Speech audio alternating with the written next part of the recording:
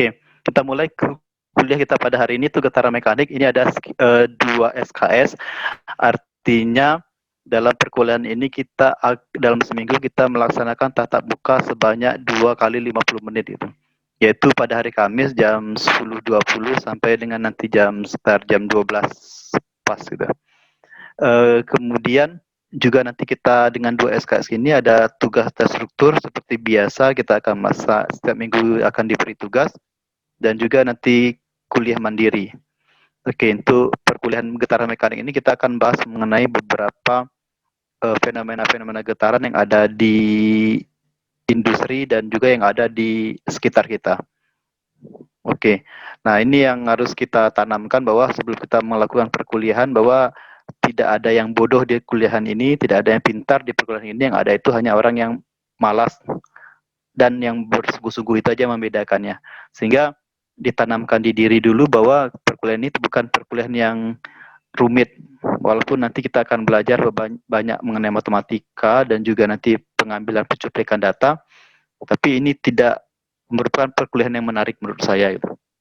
Oke, nah ini topik bahasan, ada beberapa topik bahasan yang akan kita pelajari di dalam perkuliahan ini. Yang pertama itu adalah nanti kita pelajari mengenai fundamental getaran. Pada perkuliahan ini, itu akan kita mengkaji mengenai pentingnya kajian getaran. Karena kita orang mechanical engineering itu nggak pernah terlepas dari getaran, karena semua mesin pasti menimbulkan getaran, semua rotating equipment itu menimbulkan getaran. Nah, kita akan pelajari bagaimana menganalisis getaran ini, bagaimana kita menghandle kalau ada terjadi getaran yang berlebih, itu akan kita pelajari. Kemudian juga pada fundamental getaran ini kita akan mempelajari mengenai konsep dasar getaran. Jadi mulai konsep dasar getaran seperti apa, ada beberapa fenomena, misal frekuensi pribadi itu apa, periode itu apa, amplitude itu apa, nanti akan kita pelajari di fundamental getaran.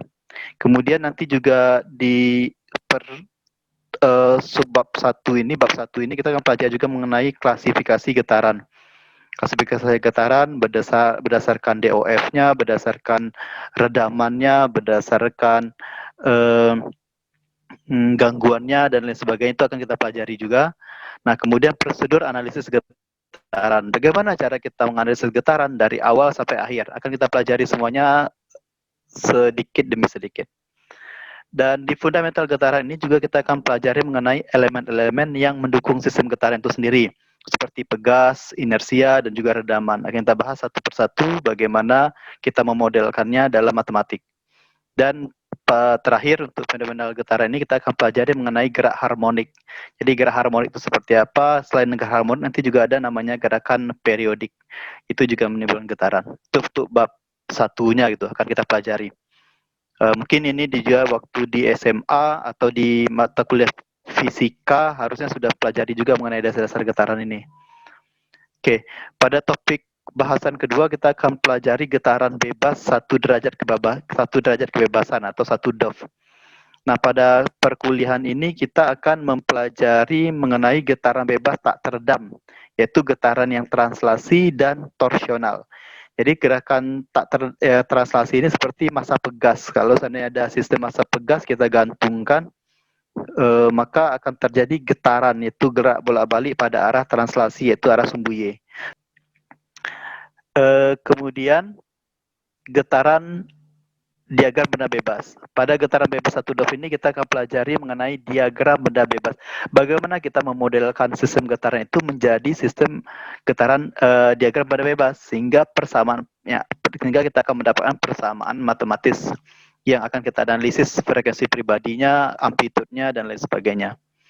Kemudian setelah mempelajari diagram benda bebas, baru kita bisa menentukan getaran bebas terhadap viskos. Jadi kalau getaran bebas pada viskos ini artinya getaran yang muncul akibat diri dia sendiri itu, tidak ada gangguan dari luar. Dengan menggunakan redaman viskos. Redaman viskos mungkin kalau kita dalam praktikum itu kita bisa menggunakan oli gitu untuk peredamnya. Kemudian juga kita akan analisis getaran bebas teredam kolom. Kalau kolom itu berarti gesekan. Jadi kalau ada sistem yang bergetar, kemudian bergesekan dengan benda lain, maka itu akan teredam dengan sendirinya. Ini akan kita pelajari. Pada topik bahasan ketiga yaitu respon getaran tereksitasi harmonik. Dalam topik bahasan ini kita akan pelajari persamaan geraknya, karena persamaan geraknya, kemudian respon sistem tak teredam akibat gaya harmonik, respon sistem teredam akibat gaya harmonik, respon sistem teredam akibat gaya gangguannya itu adalah F sama F0 eksponensi E pangkat I omega T, respon sistem teredam akibat landasan, dan respon sistem teredam akibat massa tak seimbang. Jadi pada topik bahasan ketiga ini yaitu respon getaran akibat tereksitasi harmonik. Jadi apabila sistem getaran itu terganggu atau diberi gangguan dari luar, maka kita akan melihat responnya itu seperti apa, baik itu akibat harmonik, kemudian yang teredam, tak teredam, dan lain sebagainya akan kita pelajari di subbab 3.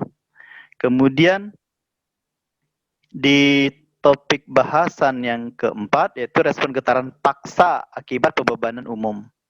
Kalau tadi pembebanannya adalah harmonik, sekarang pembebanannya umum.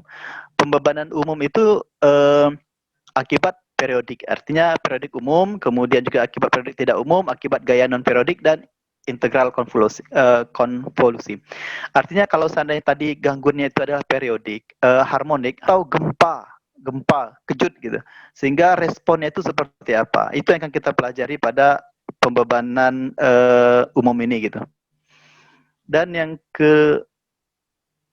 yang di sini juga yang selanjutnya yang kelima, yang kelima itu kita akan pelajari getaran Dwadov. Jadi getaran Dwadov ini kita akan pelajari getaran bebas, getaran paksa, respon Dwadovnya tak teredam, dan respon yang teredam. Jadi pada Dwadov juga akan pelajari yang bab-bab sebelumnya itu semuanya satu dov. Jadi fenomena-fenomena getaran dapat kita lihat. Nah, terakhir itu pengukuran getaran. Pada perkuliahan ini kita akan mempelajari bagaimana cara mengukur getaran. Kemudian metode mengukurnya seperti apa.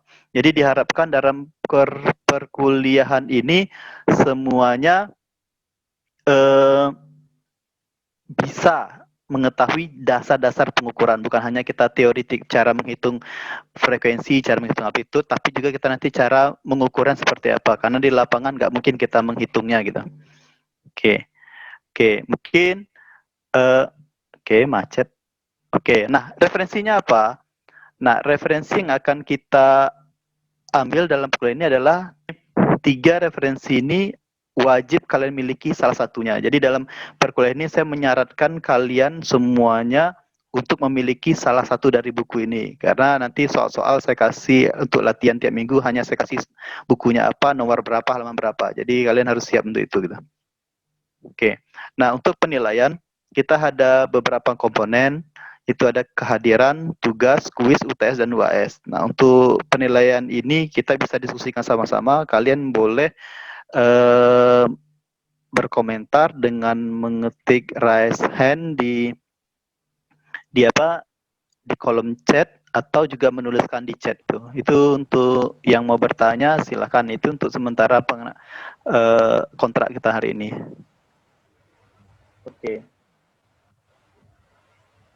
Kita sepakati saya simpan ya. Ini saya simpan. Materi sudah saya simpan. Dah.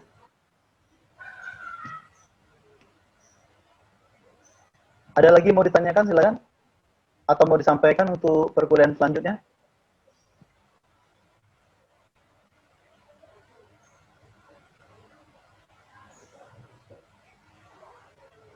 Untuk materi ya semuanya silakan gitu.